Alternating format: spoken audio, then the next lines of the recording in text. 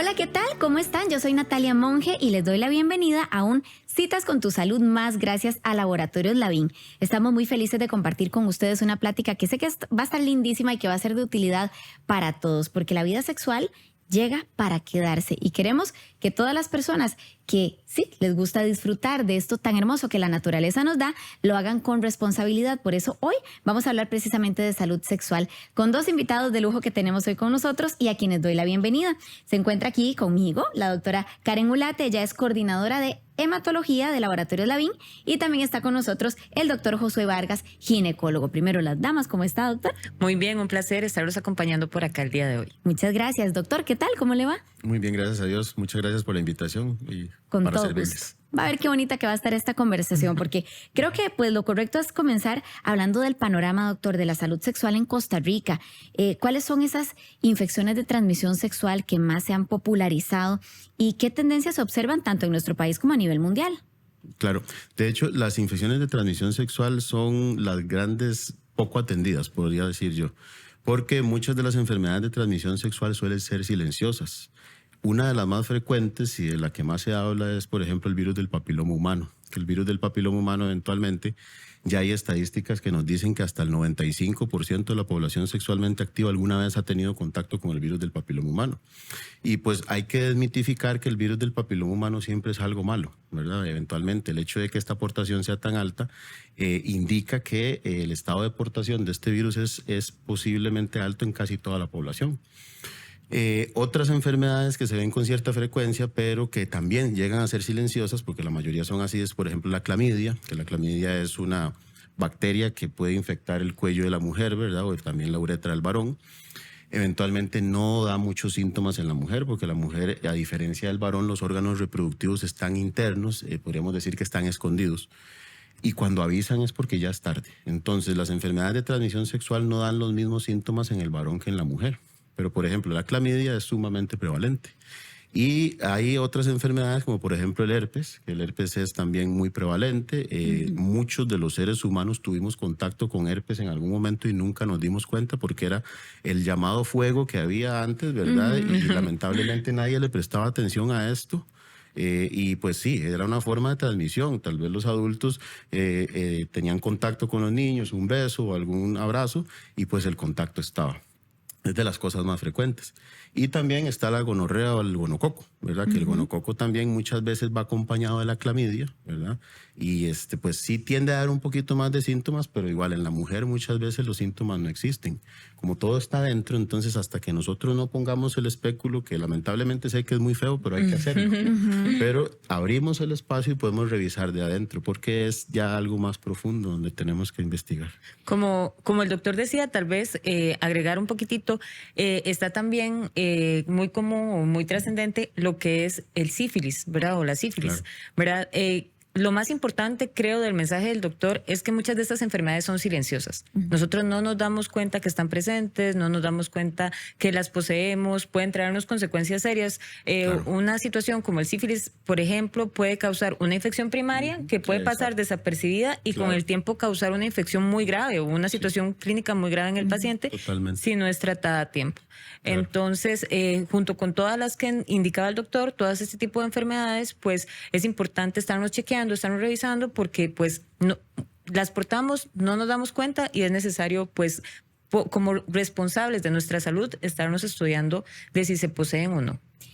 Siendo tan silenciosas, les pregunto a ambos, ¿cuáles son esas señales determinantes para que yo corra y me haga chequeos médicos, tanto de laboratorio como con el especialista, en este caso ginecólogo o ginecóloga? Claro.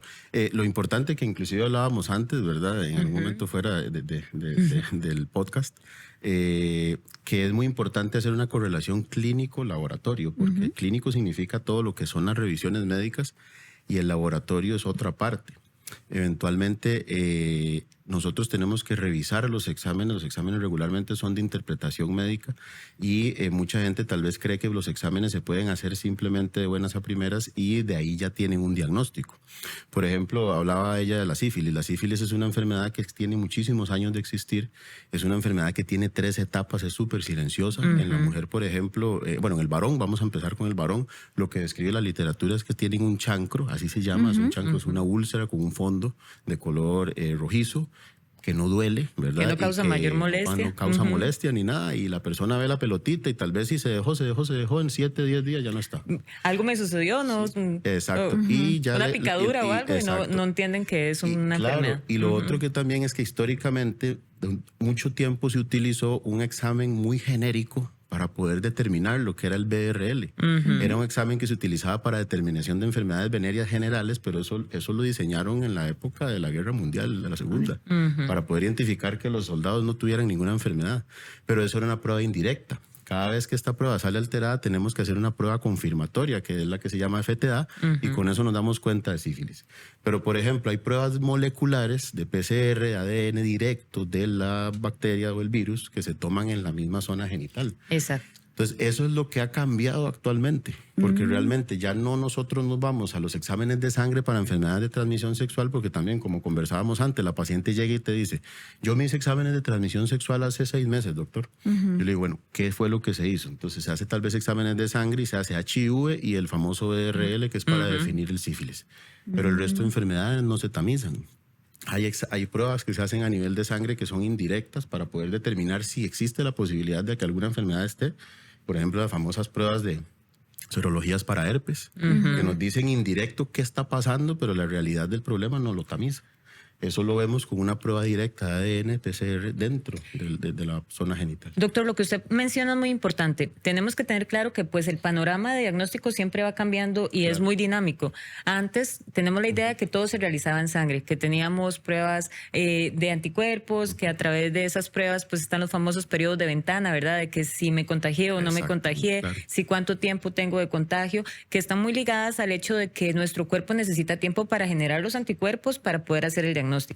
Pero ahora viene la nueva tendencia o la nueva línea de diagnóstico, que son las pruebas moleculares, que son las que nos pueden dar la detección más específica o exacta de qué organismo tenemos o qué microorganismo tenemos y nos está causando el problema. Y tenemos que irnos cambiando el chip de que no vamos solo a hacernos un examen de HIV, ¿verdad? Sino que tenemos que considerar todas estas pruebas moleculares también, que son muy importantes y que nos dan información muy valiosa de qué está sucediendo a tiempo real, por decirlo así, ¿verdad? Exacto. Y si la enfermedad está activa o no, que también es muy importante. Claro, importantísimo. Ahora, algo que me llamó la atención ahora, doctor, usted mencionaba el virus del papiloma humano. Yo creo que aquí hay que detenerse a hablar un poquito más de cosas.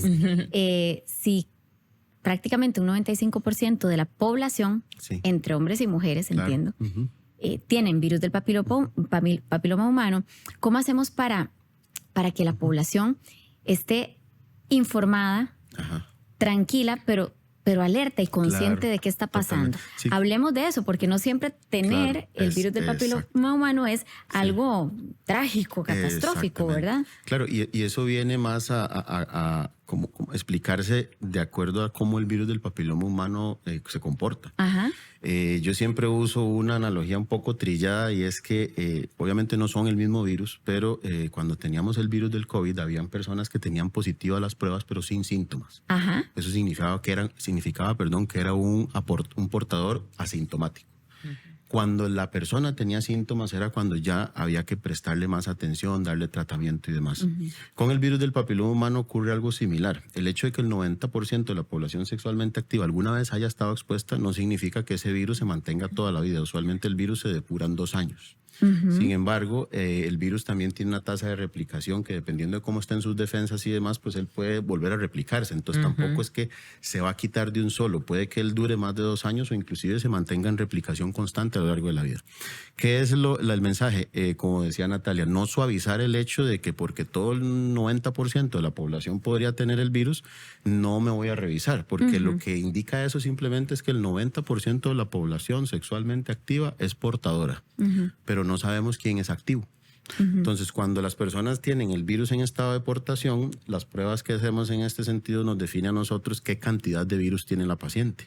Si la prueba sale positiva es porque está sobrepasando un umbral de riesgo. ¿Qué significa? Que la cantidad de virus que esa paciente tiene o ese paciente tiene riesgo de producir una lesión de alto grado o lesiones ya por virus de papiloma activo.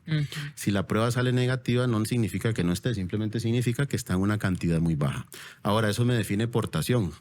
Pero tengo que revisar siempre con el ginecólogo o la ginecóloga un examen específico para determinar activación. Doctor, otra cosa importante es que el examen que se hace, el de PCR o el molecular, ¿verdad? Para lo que es el papiloma, es un examen que define los virus de alto riesgo. Pero en papiloma hay una gran cantidad de virus. Y aunque existen los de alto riesgo, pues los de bajo riesgo también tienen riesgo, ¿verdad? Entonces, es importante hacerse el examen, sí, nos da mucha información, pero en conjunto debemos realizarnos pues nuestro estudio clínico, ir al médico y hacernos las evaluaciones que ocupamos. Y como dice el doctor, pues que todo el mundo lo tenga no es como, bueno, de ahí ya, ¿verdad? Voy a vivir puesta, pero tampoco es como lo tengo y eso ya va a marcar mi vida para siempre, ¿verdad? El asunto es saber si lo tenemos y ser responsables, hacernos los exámenes, darnos nuestra evaluación, darnos nuestro seguimiento para poder estar tranquilos de que estamos bien y que vamos a estar bien pues con nuestras parejas también. Hay un tema de hombres y mujeres. La naturaleza nos dio a las mujeres ciertas misiones. Entonces, en el virus del papiloma humano, quienes portan el virus son las mujeres. ¿Estoy en lo correcto, doctor? Los dos. Los dos, perdón. Claro, sí. Sí, quienes logran o quienes llegan más bien a tener tal vez la parte más complicada somos las mujeres en caso de portar el virus. Perdón, podríamos decir que a la cual las activaciones del virus les afecta más. Exactamente. Porque del virus del papiloma humano, las displasias y estas lesiones precancerígenas deviene el cáncer de cuello de útero. Claro. Que ahí es donde hay un detalle porque es el único virus o la única infección que puede producir un cáncer.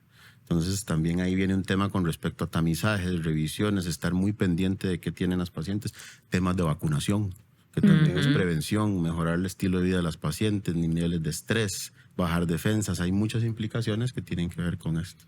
Y entonces le tengo que preguntar qué pasa con los caballeros que quieren chequearse, que quieren hacerse esta prueba, porque pues no la harán con el ginecólogo. ¿A quién tienen que acudir? Exacto. ¿Cómo lo hacen? De hecho, conversábamos antes porque con el varón es mucho más sencillo para tomar las pruebas. El varón tiene un detalle, que el varón, el virus del papiloma humano es fluctuante en niveles. Entonces, hay que ser muy juicioso para quién se le va a tomar una prueba siendo varón. Porque pasa muchas veces que los varones van y toman una prueba el día de hoy, por ejemplo, y casi le salió negativa y tal vez ni siquiera fue a revisarse con ningún médico y pues podría ser nada más como para demostrar que está negativo, pero eso no significa que el virus no esté. Significa que el virus en ese momento posiblemente estaba en un nivel bajo. Vos le haces una prueba en 3, 4 días, me desmiente la doctora, puede que salga positiva, porque el virus sube en niveles. El varón es mucho más sencillo para la toma porque se puede tomar a través de la uretra, que es el lugar más ideal porque no es solo por fuera, ¿verdad? La idea es por dentro, que es donde está el tejido más interno, donde realmente se puede ver la realidad de cómo el virus está. Se toma en la parte de la uretra y demás, pero es más sencillo para el hombre, ¿verdad? Es importante, como decía el doctor, que en el caso de los hombres, pues la toma de la muestra es realmente fácil porque la zona a la cual tenemos que acudir para tomar esta muestra realmente está muy limitada, es una zona pequeña. Entonces, este tipo de muestras es fácil de tomarlas en el laboratorio por personal de laboratorio.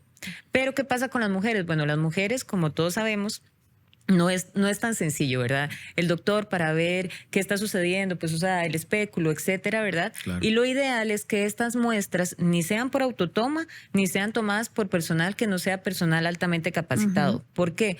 No es lo mismo que tengamos un cuello, ¿verdad?, de útero, donde la lesión está al lado derecho y nosotros de casualidad, si no estamos viendo la lesión, la estamos tomando al lado izquierdo. O viceversa, ¿verdad? Entonces, un médico que tiene la capacidad de ver los cambios que hay a nivel del epitelio, de la piel, etcétera, puede determinar exactamente cuál es la zona que se necesita estudiar y tomar la muestra específicamente de esta zona, porque como el doctor decía, pues necesitamos una concentración del virus específico.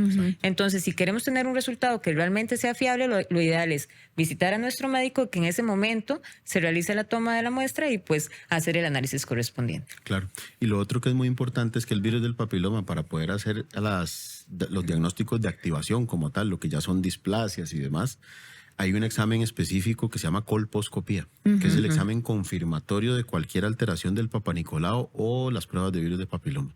Entonces, este examen nosotros lo dirigimos con una cámara, lentes de aumento, revisamos tinciones, coloraciones, hacemos una cromoscopía para poder definir cómo están los colores de los vasos sanguíneos y demás, y poder determinar en qué punto específico es que puede estar la lesión. Porque la lesión, como ella decía, puede estar en diferentes sitios del cuello, y si uno no lo revisa directamente, al final uno puede tomar una biopsia al azar y fallar del lugar a donde está. Ok, bueno, ven, es que hay cosas que deben ser tratadas diferentes porque somos de alguna u otra manera así. Pero ahora hablemos en términos un poco más generales de todas las infecciones de transmisión sexual. ¿Cuáles son esas principales vías de contagio? Creo que la información nunca está de más, no podemos asumir que se sabe. Y los tiempos han cambiado. Totalmente. No queremos en absoluto censurar las prácticas sexuales que cada quien elija. La idea, creo yo, que la sexualidad, siendo tan bonita, siendo algo que la naturaleza nos da, la podamos disfrutar, pero siempre con responsabilidad. Correcto, sí. Definitivamente.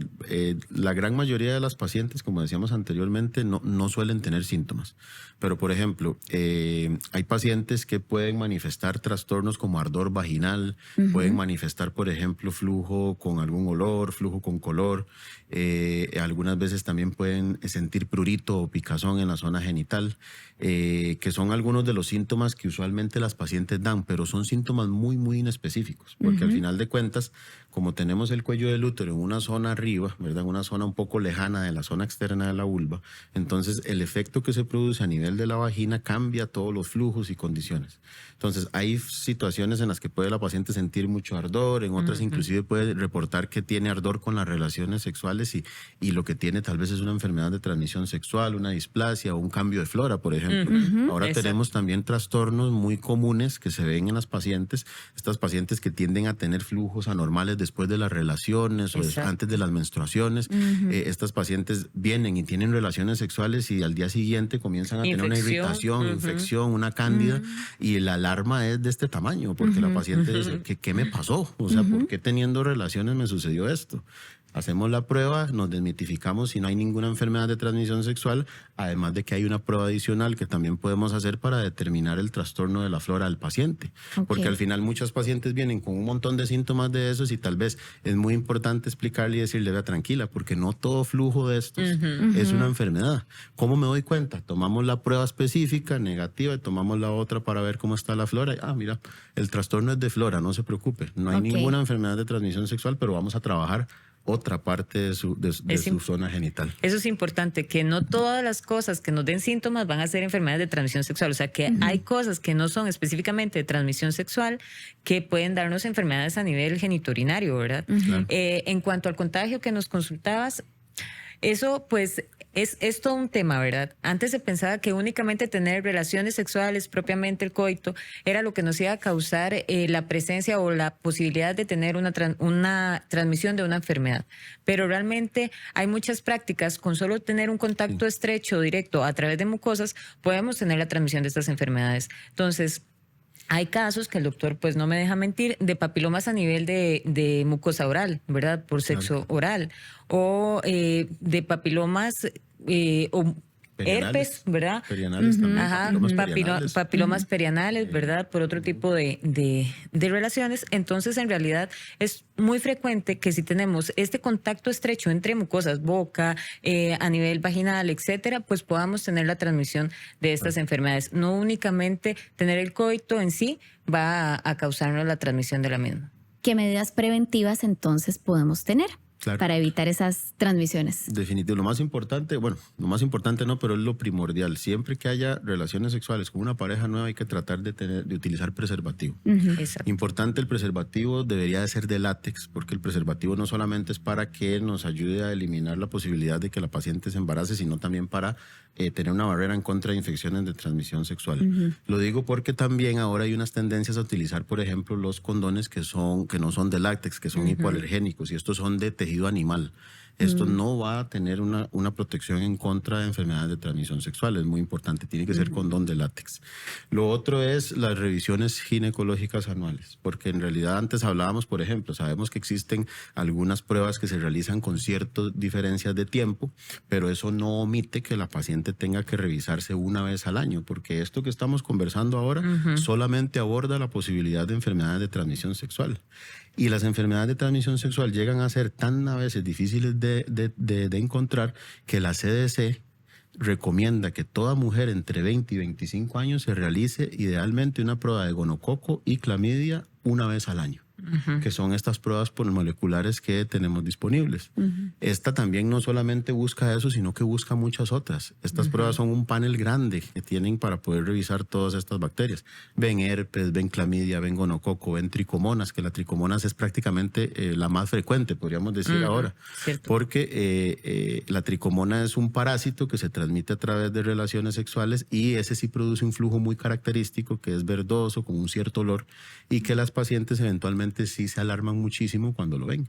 Es un parásito que eventualmente puede salir también en estos exámenes. Por fortuna, Lavín, yo sé que tiene su paquete especial que ustedes también pueden consultarlo, ya sea por internet, en la página de Lavín o en cada una de sus sucursales. Doctora, tal vez si nos detalla un poquito más cómo se llama y qué contiene este paquete. Bueno, básicamente este paquete es el paquete de salud sexual, ¿verdad?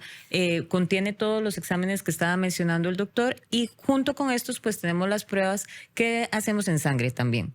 O sea, el hecho de que tengamos estas pruebas moleculares que son muy importantes todavía no nos exime al hecho de que tengamos que realizar unas pruebas de sangre. Hay situaciones o virus como lo que es el HIV que no podemos detectar de otra forma que no sea a través de una prueba sanguínea. También cuando tenemos un herpes y el mismo no está activo, pues también lo necesitamos realizar a través de pruebas de sangre. Entonces, estas son pruebas complementarias, son pruebas que idealmente deben realizarse en conjunto y son pruebas que a mi criterio es ideal si usted es una persona sexualmente activa o ha tenido distintas parejas sexuales durante un año, deberían realizarse por lo menos de forma anual, ¿verdad? Para ser responsables con nosotros mismos. Claro, sí, de hecho la CDC lo recomienda así. Entre 20 y 25 años deberíamos de tratar de siempre hacer una prueba de enfermedad de transmisión sexual y entre los 25 y los 30 años por lo menos tener una. Sí. Siempre que haya un cambio de pareja sexual es importante hacerse sus pruebas, ¿verdad? Para poder determinar cómo pudo haber estado las circunstancias de contagio. Y pues hay muchas otras circunstancias en las cuales podemos hacer. Por ejemplo, las pacientes que son inmunodeprimidas, por ejemplo, las pacientes que utilizan medicamentos que bajan las defensas y demás, hay que estar revisando con ellas constantemente también esto porque son más tendientes a tener enfermedades de transmisión sexual. Las pacientes diabéticas, por ejemplo, que son pacientes que tienen defensas bajas. Doctor, mencionábamos también pacientes con dificultades en fertilidad, ¿verdad? Que ahorita Claro. pues creemos que esto pues no tiene ningún impacto en fertilidad en algunas ocasiones y cosas comunes o que no pensamos que sean tan graves, pues pueden tener un efecto importante en la fertilidad. La clamidia, que era una de las que hablábamos inicialmente, que es una de las que más se encuentra frecuentemente y que es de las más silenciosas, esta bacteria puede producir inflamaciones dentro del cuello del útero y las trompas uterinas, haciendo que la fertilidad se cambie. Las trompas uterinas tienen una implicación sumamente importante en el transporte del óvulo hacia adentro del útero, y si esto comienza a fallar por efecto de una infección, pues eventualmente las pacientes pueden tener infertilidad también. Ok, doctor, Exacto. tomemos ese ejemplo de la clamidia, porque yo lo que quería saber es, en caso de tener ya el diagnóstico de una enfermedad, de una infección de transmisión sexual, ¿cuál es el paso a seguir para recuperarme satisfactoriamente? ¿Es reversible un diagnóstico puntualmente partiendo de este ejemplo, pero Claro, digamos sí. también en general? Sí, en general la gran mayoría de las infecciones de transmisión sexual son manejables, son tratables. Lo que pasa es que cada una va a tener una forma diferente. Por ejemplo, si hablamos de clamidia, gonorrea o, por ejemplo, enfermedades de bacterias, simplemente con antibióticos regulares los podemos quitar, ¿verdad? Hay unas dosis específicas que inclusive están establecidas a nivel mundial ya por estadística, las dosis que necesita cada persona. Eso, por ejemplo, para las infecciones que son tipo bacterias. Los virus, eventualmente, el virus del papiloma humano, el virus del herpes y demás, son difíciles de tratar en algunas circunstancias porque el virus del herpes, una vez que se adquiere, ya él siempre está ahí. Y lo que tenemos que cuidar es que no se active. ¿Qué tenemos que cuidar? Que el paciente no se estrese, que mejore las condiciones de inmunidad y demás. El virus del papiloma humano también tiene una implicación diferente de tratamiento, porque como hablábamos anteriormente, tenemos portación y sintomáticos. Quien ya es portadora del virus sintomática, o sea, ya tiene activación, se dividen en dos grandes grupos, los que tienen virus de bajo riesgo y los que tienen virus de alto riesgo. El que tiene virus de bajo riesgo, que es el que produce las verrugas genitales y todas estas lesiones en la piel, pues hay muchísimas formas de tratar. Regularmente lo que buscamos es erradicar las lesiones de raíz, ¿verdad? Con métodos cáusticos, radiofrecuencia, cauterio, láser y demás, porque este tipo de lesiones, las verrugas, hay que quemarlas hasta el fondo, inclusive unos 2 milímetros hacia abajo, porque ellas son como un iceberg. Uno ve por afuera la parte más pequeña de la verruga, pero la realidad es que tiene raíces. De ahí viene que les recurran, porque muchas veces se ponen las cosas y tal vez la raíz de la lesión no la han tratado, entonces ahí hay que profundizar un poco más. O, por ejemplo, ver qué nivel tiene de virus para definir si le vamos a hacer una vacunación a la paciente para reducir también el nivel del virus y que comience a erradicar las raíces. Si hablamos de virus interno, que estamos hablando del cuello del útero, lo que las activaciones que dan son ya las displasias. Entonces, las displasias son lesiones precancerígenas que también hay que o eliminarlas a través de láser o congelamientos, o cuando son lesiones ya de más alto grado necesitan hasta cirugías menores para poder retirar. Y en los casos más graves, inclusive hasta hay que retirar el útero. Entonces, también es muy importante porque hablábamos de fertilidad, las pacientes jóvenes, no queremos una paciente de 27 años que tenga, por ejemplo, una infección de transmisión sexual avanzada que requiera quitar el útero. Porque hay casos tan serios que, por ejemplo, no hablando de virus de papiloma humano ni demás, por ejemplo, un caso de clamidia y una gonorrea pueden producir lo que se llama una enfermedad pélvica inflamatoria. Porque realmente el útero y los ovarios y las trompas son una continuidad de la parte de la vagina hacia el abdomen. Y cuando esto sucede, lo que sucede es que estas bacterias suben a través del útero y pueden infectar la pelvis. Pueden producir una peritonitis, un absceso pélvico interno.